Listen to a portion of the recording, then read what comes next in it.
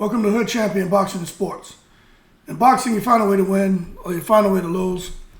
Listen, I'm getting tired of, first of all, make sure and subscribe to the channel. I'd appreciate it. Look, I'm getting tired of Derrick James and telling reporters, I don't watch boxing.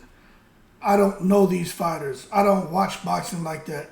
I can't really tell you much about any of these fighters because I don't watch boxing. I don't really like boxing as a fan to watch it. And I'm telling you right now, I was just sitting here thinking, every time he says that, it just irks me. And, you know, hey, I'll be honest. I can be a bit temperamental at times.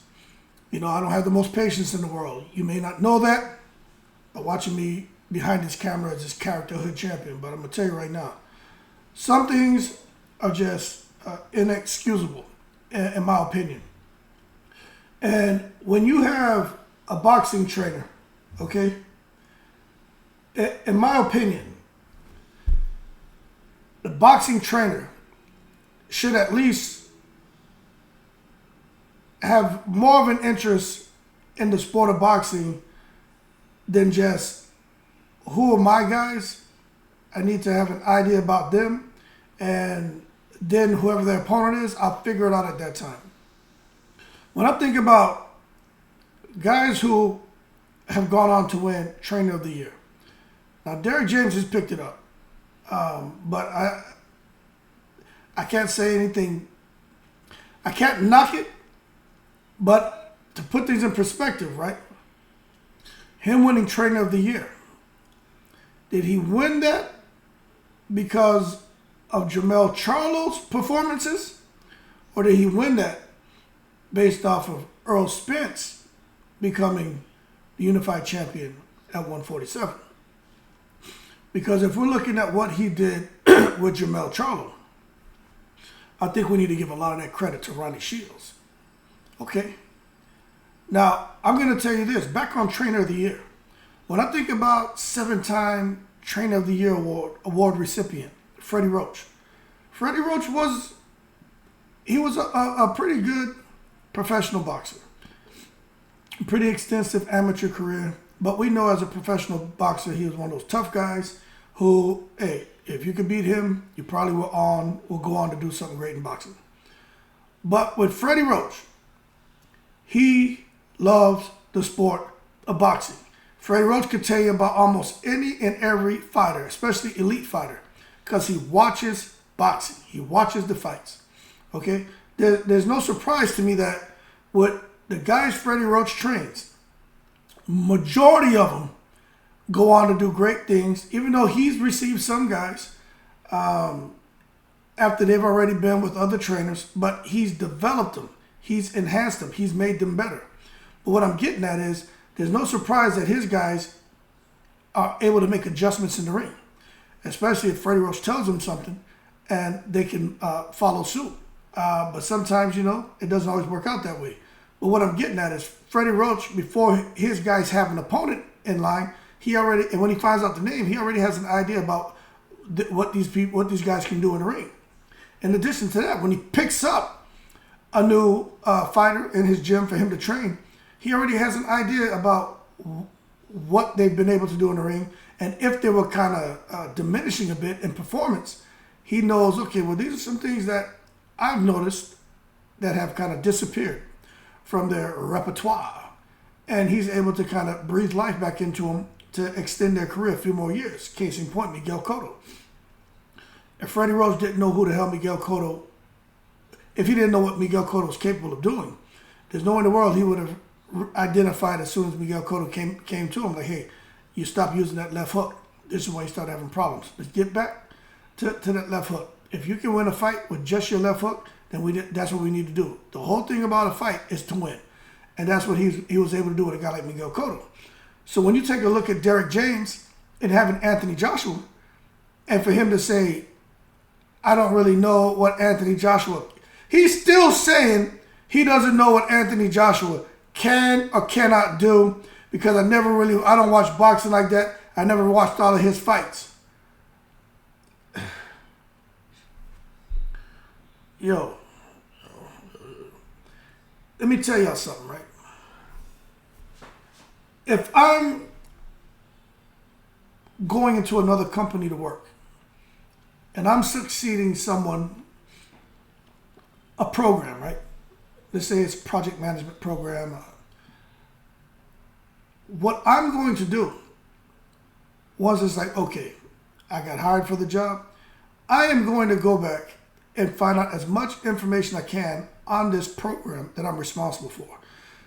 That means going back to its inception and just take my time and try to understand any and everything that was involved with starting the program, the pits and the ebbs and flows of the program, and where we are today, to make sure going forward, as I'm responsible for that program, I'm making all the right educated decisions. And then a lot of it, look, tacit, explicit experience, some things you're just going to learn on the job, right? But for what I have control over, all that explicit stuff, I'm going to get my hands on it and I'm going to master it. Derrick James is the same thing. There's a lot of explicit data, information, and stuff that's accessible to him on Anthony Joshua. For him to say he doesn't watch boxing like that, he's never really watched his fights, he really doesn't know to this point what Anthony Joshua can or can't do, did good, doesn't do good, he just looks at what's in front of him and he's looking to just improve on that. That is a fail. And I'm going to say it, and if you disagree, leave it in the comments below. But I'm going to be honest with you, I don't care if you disagree or not. Because if you disagree, you're probably just not worldly. You probably have limited experience with life if you think that's okay. I tell you what, majority of people watching this video right now probably have children, right? Let's say your niece and nephew comes over, or your friend's child comes over, right? You just going to give them peanut butter? You just going to give them nuts? You just going to give them bananas? Right, because you can pick up from right there. Okay, I don't need to know. Talk to the parents about the child when they were born. Hey, what can they do? Can they not do? Allergies, etc. What are some of their habits? What do they like? What do they not like? You don't need. If you're Derrick James, you don't need to do that. Sure, get a kid that come over to your house with peanut allergies. Give his ass a peanut butter and jelly sandwich. Someone who's allergic to bananas, stick 2 bananas in them. You know what I'm saying? Go ahead and kill them. Now their lips and face swollen up looking crazy like garbage pail kids. Get out of here with that. It really bothers me to hear him talk like that. So when you look at Earl Spence, makes me wonder just how much he studied Terrence Crawford. Makes me wonder just how much this man studying Deontay Wilder. And for Jermell Charlo, just how much is he studying Canelo? Do you guys understand where I'm going with this? Derrick James is taking it to the stupid. You look at Freddie Roach, amazing. Buddy McGirt, I don't really like some of the stuff, but man watches boxing. John David Jackson doesn't get enough credit. And all these guys were boxers. But they all train. And John David Jackson, man, he's got his stuff together. I don't care what nobody says. That man's an amazing trainer. You understand? You'll never hear them say, I really don't know. I don't watch boxing like that. I'm not a fan of boxing. But, you know, and even if they weren't, I tell you what, when they get an opponent in front of them, they go back and they study that opponent, looking at the first fight to where they are now and just trying to just break that down, deconstruct it, man. You understand? Get to the nucleus of what makes that fighter who they are and get to the nucleus of what of the weaknesses the fighter possesses. You can't keep running out here in front of the cameras acting like, oh, I don't watch boxing like that. I just got a brilliant boxing mind to where I can just take the bare minimum information and I could turn my guy into such an effective fighter on that night that he dominates an elite opponent. Get out of here with that bullcrap, man. That's pure nonsense. Pure nonsense. When you're talking about training, people talk about, oh, Mayweather. Can Mayweather be a great trainer? I don't know. I don't think that's his desire. I think Mayweather likes to help people. But when it comes to that, man, look, training a fighter is like raising a kid. You understand? It really is. You've got to understand everything about that fighter and whatever, you know, sport they're about to go into, school they're about to go into. And I'm just using like analogies and examples like that's basically like their opponent they're going to face and understand what are some of the challenges they're going to encounter. Every school is different.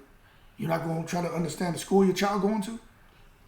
You're not going to take a look and see what's going on out there as far as the climate, the environment. Huh? You're not going to want to know what's the rating, looking at the test scores and stuff like that. You're just going to wing it. You're just going to wing it. Get out of here. I don't buy that, man. It's just like you guys looking for a dad, a psychologist, man, a priest, man. You know, you just have to have all the answers, is what I'm getting at. And Derrick James doesn't seem to strike me as a guy with all the answers. And these fighters are putting all their faith in him. You're putting the faith in somebody who doesn't have all the all the answers, and they're living off the energy of this guy. And I don't like it. I don't like it. And for Anthony Joshua going forward, for Jermell Charlo going forward, for Earl Spence going forward, I'm telling you, I'm concerned. I do think Jermell Charlo can beat Canelo because he had all that experience with Ronnie Shields and he knows what to do. He knows he don't need to sit there, man, and get overconfident and start slugging with no damn Canelo. Just outbox him, move around. But you gotta maintain your work rate. You can't just throw 7 shots around and think you're gonna win the fight. No, you gotta let your hands go. But don't get stupid and start falling in love with your success. And then Canelo hit you with one of them damn Billy Joe Saunders shots. You understand? Or them Ryder shots, and break your eye or break your nose. Like you don't want to do that. But nonetheless, Derrick James, in my opinion, he needs to start watching boxing. And he's had some success up to this point. And you could say if something's broke, don't fix it.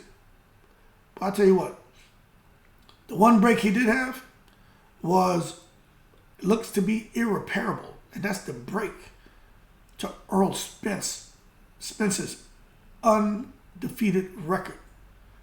Extremely, extremely scary what Earl Spence went through as a result of Derrick James. I don't really watch boxing like that. I don't really know what Crawford can and can't do. He's a good fighter for what I did see, but I really don't know him like that. I really don't watch him like that. You got a guy like that about to lead AJ in a fight with Wilder? Everyone knows Wilder hits hard, but you ain't trying to understand what the hell Malik Scott doing with Wilder? And you ain't learned from Earl Spence? I would not come in front of the camera if I was Derrick James and ever say, I don't really watch boxing like that. I don't know.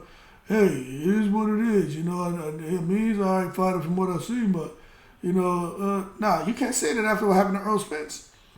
And actually what happened to Anthony Joshua versus Helenius. I know Anthony Joshua had a last-minute replacement. Helenius is just as tall, just as long. Helenius has good power as well. I don't care what y'all say. I get it. But at the end of the day, Anthony Joshua, man, shouldn't have been in there getting banged up like he was. I just think he got lucky to land that right hand. Okay? And yeah, he was upstairs, downstairs. He kind of got Helenius, expecting something different and surprised him with that big boom. He went big Femi on him for a split second. But I'm just tired. I'm annoyed. And I just think when it comes to these other fighters seeking him out to train him, I just don't think I just think they should think twice, man. You want to make a guy believe in yourself, right? Believe in himself.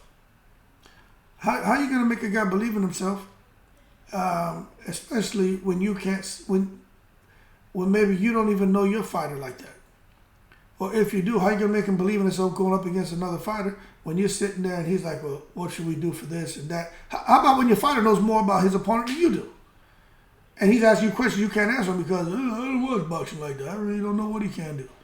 Let's just focus on these things that I need you to do.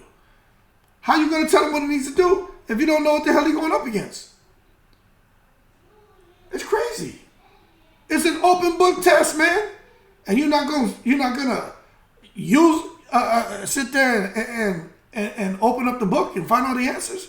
You're gonna go into an open book test with a closed book and just hot wing it? Cause man, I really don't watch my math like that. I don't watch English like that, man.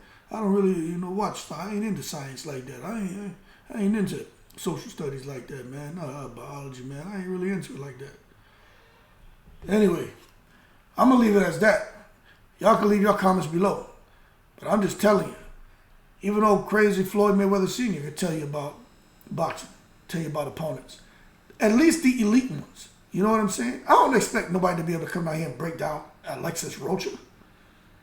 But damn, Canelo, even the guys in your own team, Derrick James, AJ, you can't break down everything about AJ. Get to the nucleus of who he is, what makes him what he is, and his weaknesses. You can't break down about Wilder. Charlo about to fight Canelo. You can't break all that down. That's disturbing to me. That being said, y'all keep cool. Leave your comments below. Shout out to the veterans, all 7 continents. Said it once, I'm going to say it again. Derrick James, in my opinion, that man needs to start watching boxing. In the breeze.